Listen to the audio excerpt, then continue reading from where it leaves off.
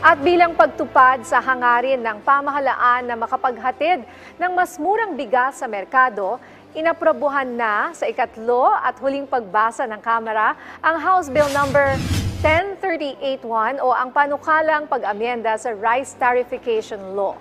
Sa ilalim ng panukala, target na maibalik ang kapangyarihan ng National Food Authority na makapagbenta ng bigas sa mga pamilihan, lalo na sa panahon ng emergency. Layon din itong mapalakas ang rice buffer stocking at market intervention sa ngalan ng mas murang bigas. Ang Department of Agriculture papayagan ding magdeklara ng food security emergency kung may kakulangan sa supply o sa oras na tuloy-tuloy ang pagtaas sa presyo ng bigas.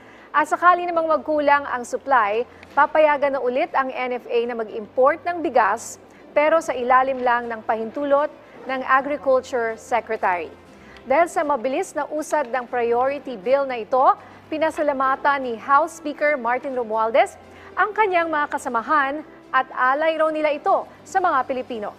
Sa pagpasa ng panukala, hatid daw ng Kamara ang kinakailangang mekanismo para mas makontrol ng mga kinauukulan ang presyo ng bigas at mapangalagaan ang kapakanan ng mga magsasaka at consumers.